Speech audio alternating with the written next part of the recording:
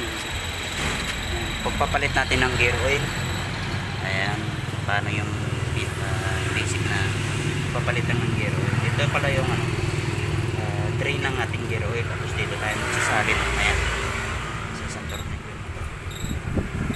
Mabilisan lang to guys na video. Short video lang, sana makatulong sa mga nagdi-DIY dyan o sa sariling gawa. Ayan, pa-share na natin sa inyo, makatipid-tipid. Update ko kayo guys, natanggal ko na yung mga tornilyo.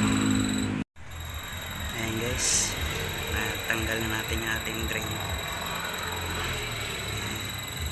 Lali ganito siya kahaba. Actually guys, maganda pa yung ating gear oil. Bagang bago pa, pero since nabili ko siya ng second hand, kailangan ko muna siyang maintenance para alam ko yung pag-maintain sa kanya.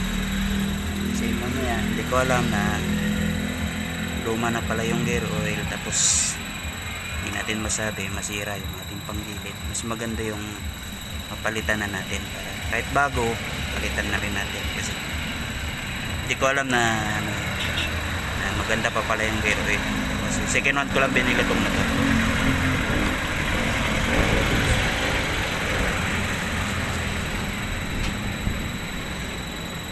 Actually guys, yan pinagamitan ko, nag-change oil na rin ako ng motor. Sinabay ko na lang din para isang gawa lang. Hanggat tumutulo yan guys, ibig sabihin meron pang laman sa loob yan. Ayan natin mawala na yung tulo bago natin salinan ng bago. Gagamitin natin gear oil sa kanina pamalit. Ayan guys, mura-mura lang, 100 pesos lang to yung nabili ko siya. Dito natin siya mamaya isasalin guys. Luluwag ang buto mamaya, tapos dito siya isasalin.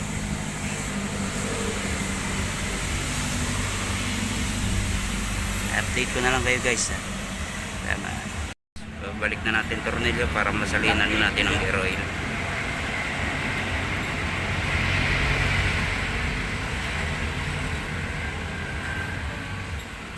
Kaya magantay. Ako na pala. Sama, tingin ko kanina. Tapos? Tapos, pero. Sama, tingin ko. Tapos? Alam ko, malaban na tayo.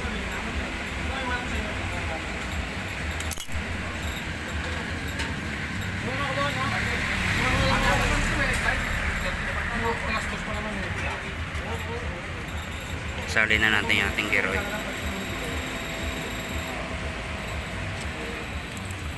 Patasan mo muna. Okay, sasali na natin. Pinutasan ko na.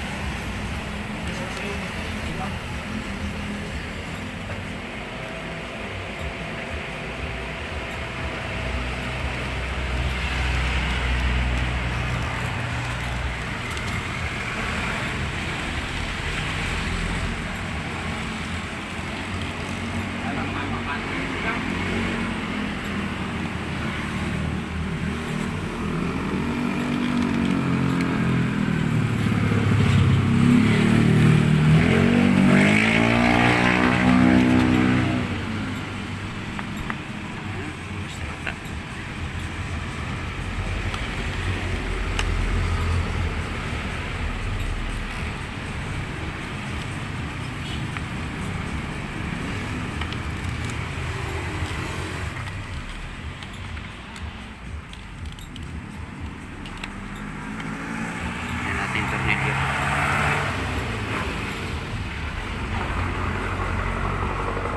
Ganun lang guys, kadali magpalit ng gear oil.